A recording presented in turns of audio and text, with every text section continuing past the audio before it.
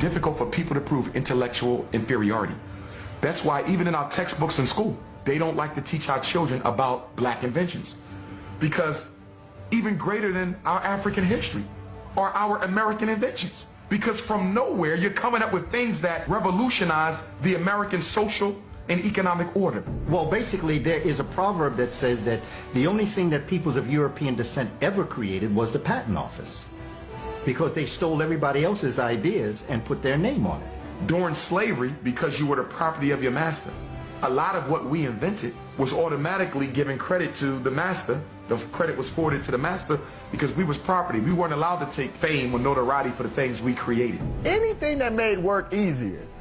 Why would white people want to invent something that make work easier when they had black folks to do it? You have a huge incentive to try to get things to move smoothly so that, you don't get any more lashes, or somebody doesn't now have to sell someone else in your family. There was a lot of incentive to create inventions. And that's another thing. Most of our black inventors had to deal with idea theft. White folks would come in and say, we did it first because we didn't necessarily know the process or have the money to patent our inventions.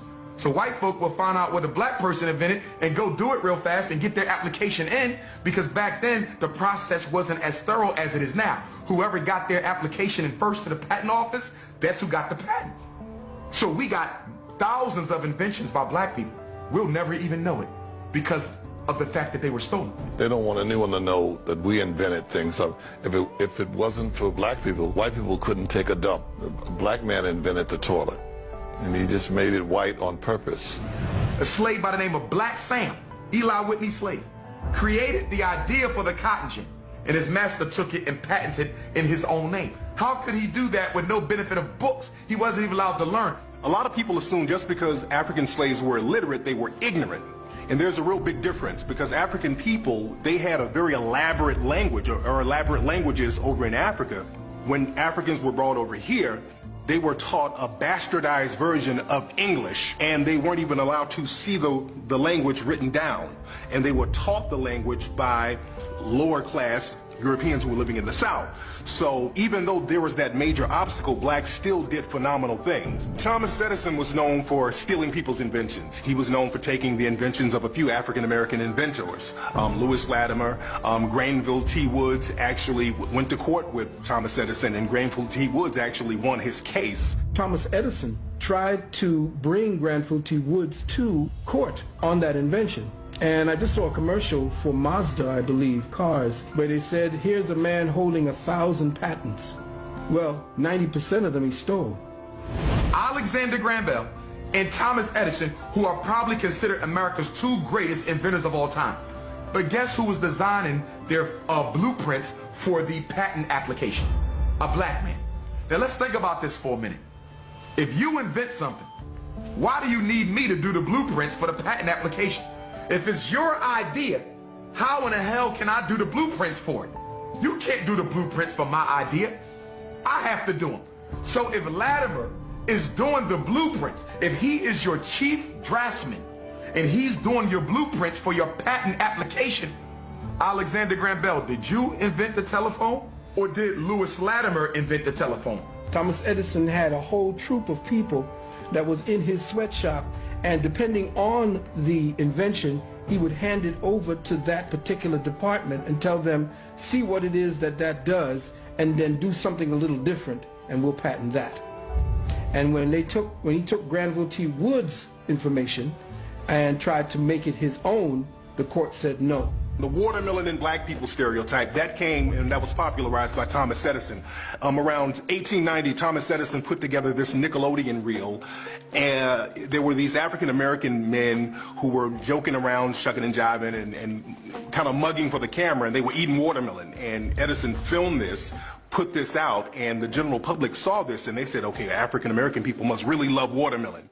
And right after that film came out, thousands of postcards and all types of memorabilia flooded the market of African-American people eating watermelon. So that watermelon stereotype was popularized by Thomas Edison.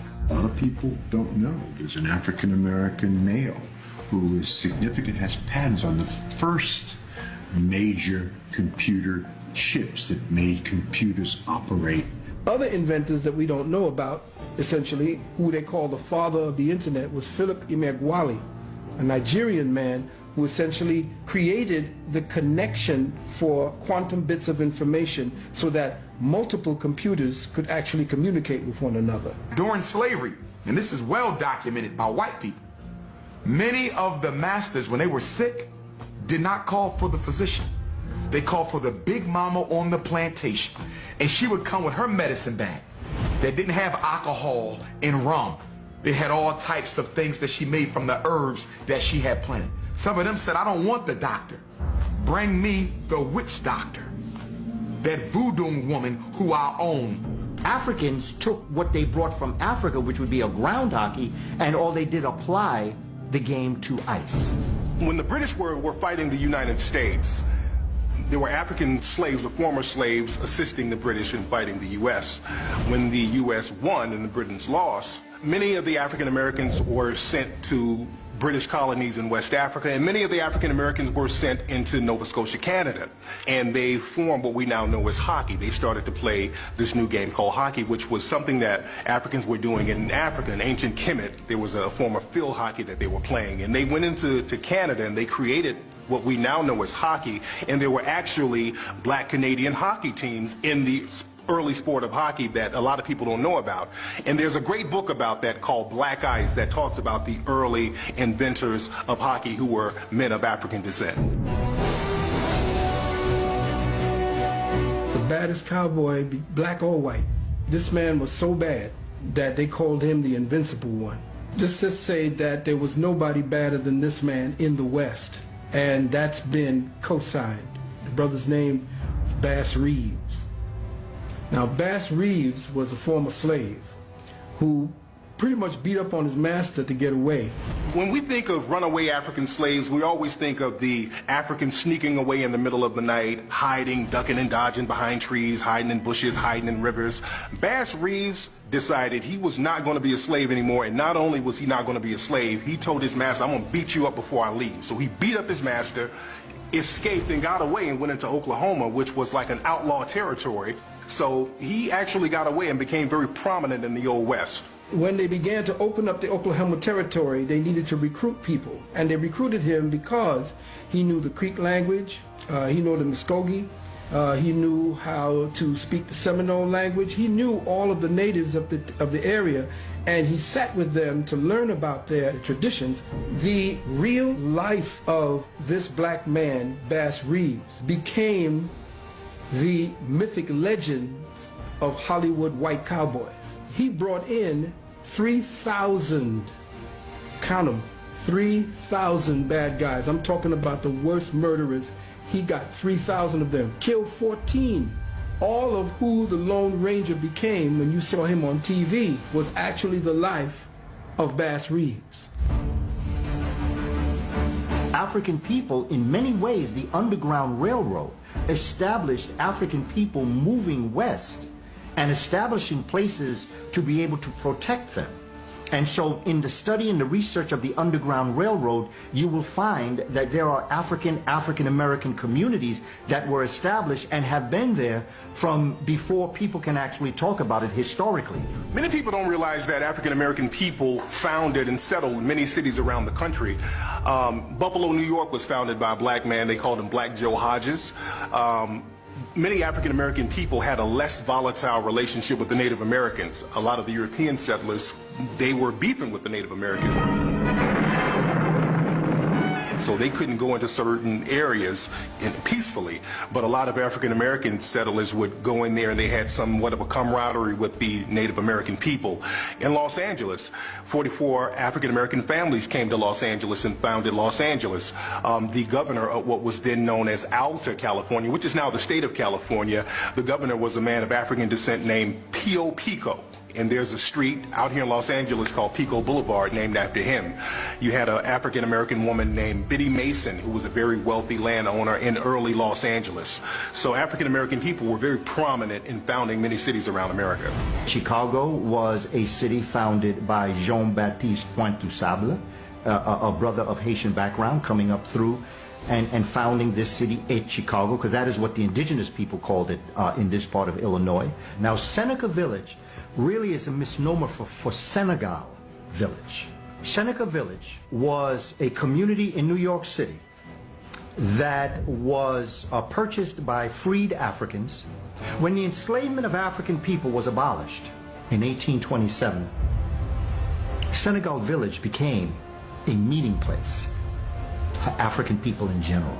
The backstory, it is believed that Senegal Village became part of the Underground Railroad for African peoples. Starting in 1855, you're going to have people start to call it a shanty town, where people who are squatters live. They're going to demean the importance of Senegal Village. Going to say, you see all these African people moving up in here, and they're squatters, they don't belong there, and we need to create a park. And so they begin to put themselves upon the people. Finally, the mayor signs an edict saying, eminent domain, you got to get out. And so by 1857, the last Africans were forcibly removed from their homes. What's interesting about Central Park, it was once an African-American community, Seneca Village, and now there's an ancient African monument. There's an obelisk in Central Park right now that's from ancient Africa, from ancient Kemet, and a lot of people don't even realize it's there. A lot of people think that the enslavement of African people was only down south.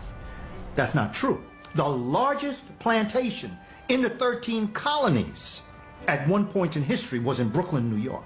And you know that area down there, down by Battery Park, where they used to bring the ships into that area, the port. And they would dock the ships, and they would bring the Africans up out the ships, and they would walk them across to be sold. However, what they did was, because they couldn't sell all of them, they used to put them in different prisons along this particular path. And then they would march the Africans that they were ready to sell down the street. Down a street called Wall Street. Down into a place we today call the New York Stock Exchange. African people were the first stocks and bonds sold on the stock exchange. There's a movie by Bruce Willis that will show you the prisons that are underground the stock exchange building. Wiley Jones was a former African-American slave who went into Arkansas. He stacked his money up and he became a railroad owner. He owned a railroad system, and the city of Pine Bluff, Arkansas ended up buying his railroad system, and that system is still owned by Pine Bluff right now. The Patterson Car Company was a car company founded by former slaves, African-American men, and the Patterson Car Company was the first African-American car manufacturer in the country, I think the only manufacturer in the country. And what's interesting about the Patterson Car Company, it was in Ohio. Their cars were considered higher quality than the Model T cars that Henry Ford had. The DeRay brothers, Ford and them stole it. That's why all over the world, Ford never gets credit for inventing a car. He gets credit for mass production. The cars began coming off the assembly line at the rate of 1 every 40 seconds. Until that, they take one car and put it together. One car and put it together. But where did he get that from? George Washington Carver. George Washington Carver was never around black folks till he went to Tuskegee. His mother and father died or was killed. And a white family adopted him from Iowa. You know, black folks in Iowa, except football players. So he went to grade school, high school, and they didn't have no secondary school. They didn't have enough people. And so now George Washington Carver leaves after he gets all this education come out there. He goes to Tuskegee. Henry Ford came down to visit, like he always see his friend. And he said, Mr. Ford, I got something here. Study plants. And so if you take this back and give it to your engineers, they can build more than one car at a time. He took it back. Mass production all over the world is called the plant, right? Everybody made joke of him because they said, well, you know, but the plants are talking to him? You know, is this how he's getting these properties of these plants? And George Washington Carver, in his quiet, dignified way, said, well, who taught me? I'm not saying that they talk to me like they got a tongue, but I can look at a plant and see what it can do for the human family. The military came to George Washington Carver, and they said, we need you to do something for us. Can you invent something that out of it we can get paint, glue, ink, and plastic? Yeah, I can handle it. They tell me how smart black folk are. I can handle it. So he came back, called soybean. Now you want to hear something funny?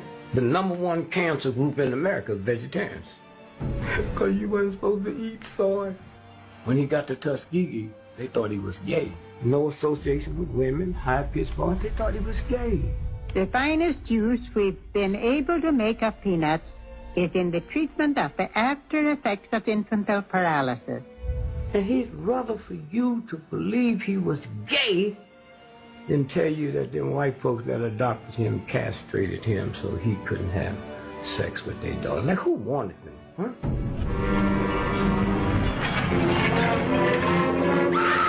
Do you see King Kong, New York City, Empire State Building? That's about Jack Johnson and the white ladies. Why would the gorilla go to New York? They ain't got no bananas, and Lord, no ain't no trees. Why did they go there?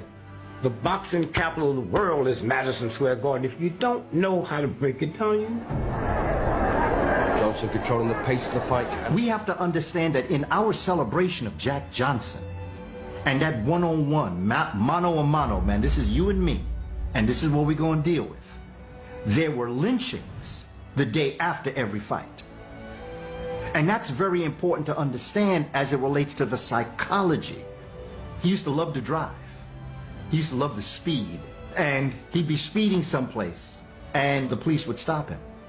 And because they saw that he was a person of African descent, because they saw the car that he was driving, some may have known who he was, but they said, well, what this man got doing with this car? They would fine him. They say, okay, we're going to give you a ticket for speeding. Here's $500 ticket. $500 for speeding back then? Story has it he'd give him $1,000. He said, because I'm speeding back. In the sport of boxing, there has always been a need for the great white hope in boxing. Since there could not be one in real life, Hollywood just created one, and that's what the Rocky movies were about. They were giving out the awards in Rocky 1, okay, the Oscar. And Muhammad Ali came out, and he was the one that gave Sylvester Stallone the award. But can't you see I'm working? I'm the real Apollo Creed. You stole my ship. And Ali, in his most powerful way, came out and said, you know that story was about me. He said, you know that was about me. You know that y'all dream about beating a black man. He said, but you know what? The only place you'll ever do it is in Hollywood.